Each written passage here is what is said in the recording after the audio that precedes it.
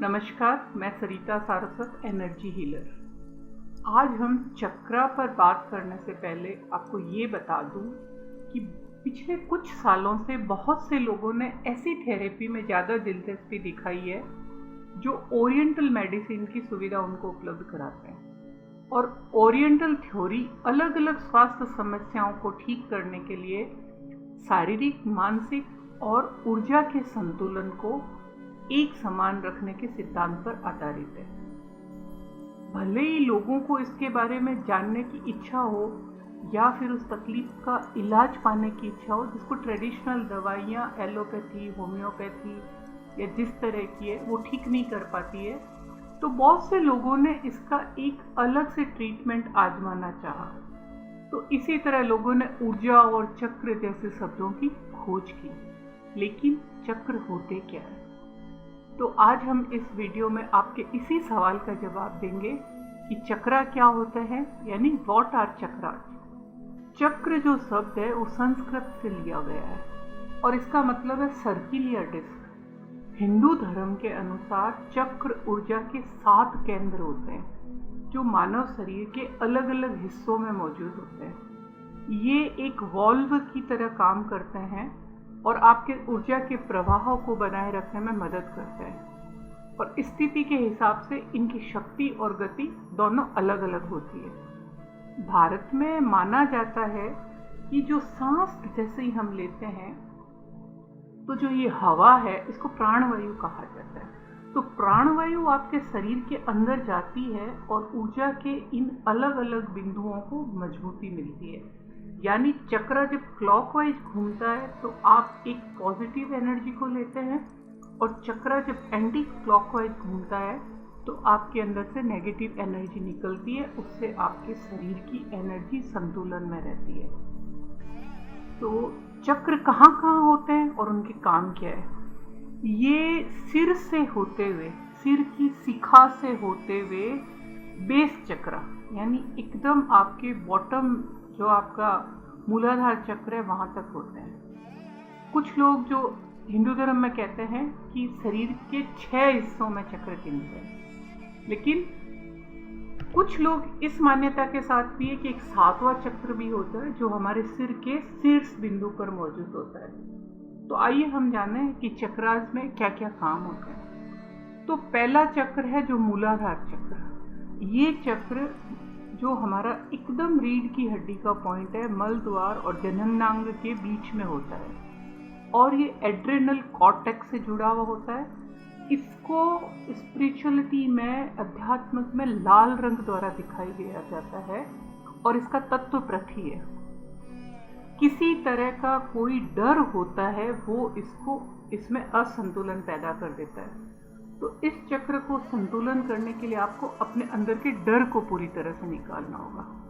यानी किसी भी तरह की जो नेगेटिव एनर्जी होगी वो आपके चक्र को ब्लॉक करेगी। उसके बाद आता है स्वादिष्ठान चक्र।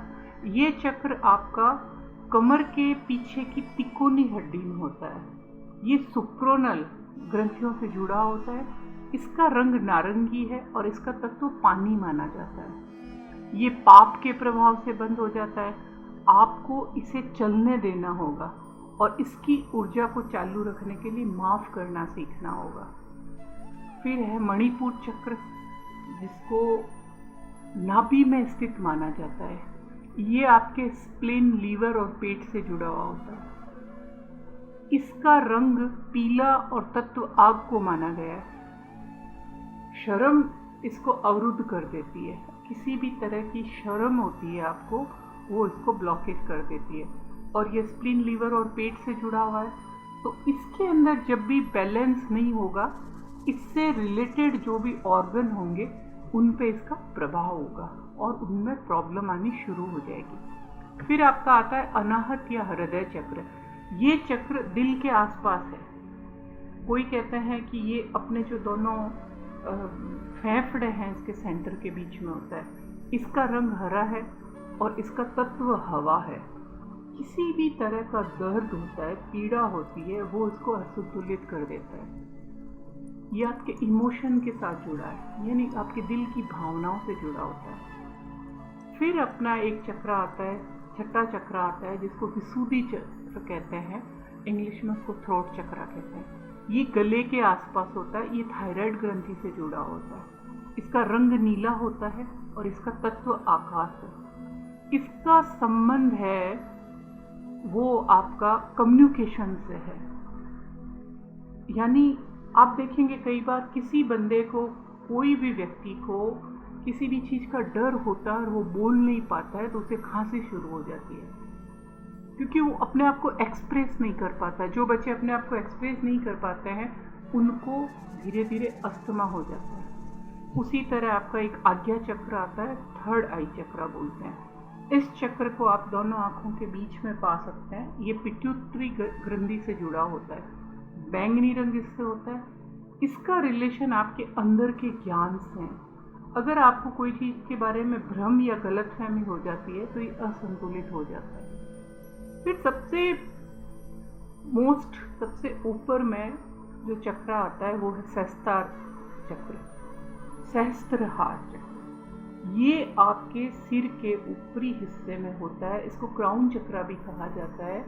इसका संबंध भी पिट्यूटरी ग्रंथि, कॉस्मिक एनर्जी यानी ब्रह्मांड की ऊर्जा के केंद्र से होता है। ये बैंगनी और नीले रंगों से दिखाया जाता है। ये सांसारिक क्रियाओं से असंतुलित हो जाता है। हमें अपने जीवन को पूर्ण रूप से चलाने के लिए, सुचारू रूप से चलाने के लिए मानसिक, शारीरिक और आध्यात्मिक क्षेत्र में पूरी तरह से उन्नति के लिए इन चक्रों को आपको संतुलित करना होगा। अगर ये आपकी भावनाएं, आपकी जीवन शैली ठीक नहीं होती है तो आपके चक्र दूषित होने लग जाते हैं, उनमें असंतुलन पैदा होता है।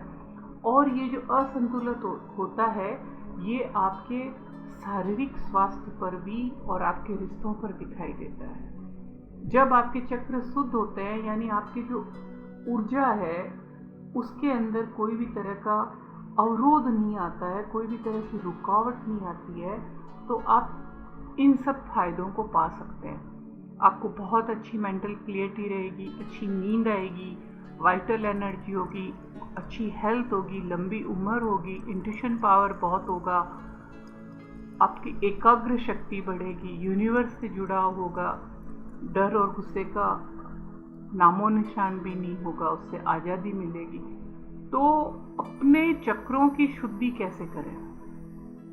तो आजकल चक्रों को संतुलित करने के लिए तरह तरह की थेरेपी है। उनमें सबसे ज़्यादा अच्छी थेरेपी है ध्यान और योग। फिर एक क्वार्ट्ज आते हैं, एक स्टोन्स आते हैं। उन स्टोन्स को जिस चक्र में जो एनर्जी चाहिए उसके हिसाब से उनको यूज़ किया जाता है तो उनसे हीलिंग होती है। फिर अलग अलग चक्र के लिए डीप ब्रीदिंग एक्सरसाइज होती है और उसके साथ योग को मिक्स करते हैं। उससे आप चक्रास को अपना संतुलित कर सकते हैं। तो आज हमने ये जाना है कि चक्र क्या होते हैं और ये एक सिर्फ बेसिक नॉलेज है। हम इसमें डिटेल में नेक्स्ट चैप्टर में, नेक्स्ट वीडियो में बात करेंगे। हर चक्र की डिटेलिंग बताएंगे, उस चक्र का गुण क्या है, उस चक्र में कितने पेटल्स होते हैं, उसके वो बॉडी में कौन से ऑर्गन को रिप्रेजेंट करता है, और वो अगर बैलेंस होता है तो आपकी बॉडी में, आपके स्वास्थ्य में, आपके मानसिक स्वास्थ्य पर क्या असर होता है, और अगर वो ब्लॉक हो जाता है, अवरुद्ध हो जाता है, तो उसका आपका शारीरिक, मानसिक और ऊर्जा के शरीर पर क्या प्रभाव पड़ता है, और इनको आपको कैसे हील करना है, अपने चक्रा को कैसे हीलिंग द्वारा हील करना है, यानी इसमें कैसे एनर्जी देनी है ताकि आपके चक्रा का जो ब्लॉकेज होता है वो दूर हो और ये रेगुलर आपका वापस चलना शुरू हो और यूनिवर्स से एक पॉजिटिव एनर्जी लेना शुरू करें और नेगेटिव एनर्जी छोड़ना शुरू करें। चक्रा के बारे में एक छोटा सा मैं उदाहरण आपको ऐसे दे सकती हूँ कि कई बार कोई एक एक्सीडेंट में एक बंदे को चोट लगती है उसकी शारीरिक चोट एकदम सही हो जाती है। शरीर पर कोई घाव नहीं, कोई चोट का निशान नहीं, कितने भी एक्सरे में कहीं भी कुछ नहीं आता है, लेकिन वो व्यक्ति अपाहिज हो जाता है। अचानक से कोई व्यक्ति अपाहिज हो जाता है। क्यों क्यों वो व्हील चेयर पे आ जाता है? क्यों उसका हाथ काम करना बंद कर देता है? क्यों? वो होता है कि उस बॉडी के पार्ट में, शरीर के उस अंग पर उस ऊर्जा का प्रवाह रुक गया है। तो ये आप अपने आसपास नोटिस करिए। कई बार हम भी देखते हैं कि कई बार कहीं पे एक जगह में ऐसा प्रॉब्लम होता है, फिर उसमें एनर्जी का फ्लो होना शुरू होता है, तो वो बॉडी का अंग, वो शरीर का पार्ट वापस से काम करना शुरू करता है। तो ये चक्रा की एनर्जी के बारे में ये एक छोटा सा उदाहरण है। इस तरह की बहुत ही बड़ा ये एक विषय है चक्रा के बारे में जानने का। तो उसमें इस विषय के बारे में हम आगे जानकारी प्राप्त करेंगे और आप मेरे साथ जुड़े रहिए। और अगर आपको ये इंटरेस्ट है कि हम चक्रास को कैसे संतुलित करें, कैसे ये सब काम करें, तो आप मेरे इस वीडियो को सब्सक्राइब करिए और नोटिफिकेशन आइकॉन को, वो जो बेल का स्विच है उसे क्लिक करिए, ताकि मेरा जब भी एक नया कोई वीडियो आएगा तो आपको नोटिफिकेशन मिल जाएगा। और हम कैसे चक्रा को हील करके और अपनी लाइफ को पॉजिटिव करेंगे। तो ऐसे हम शारीरिक तौर से अपने लाइफ में पॉजिटिव एनर्जी क्रिएट करेंगे। तो आज के लिए इतना ही। Thank you very much.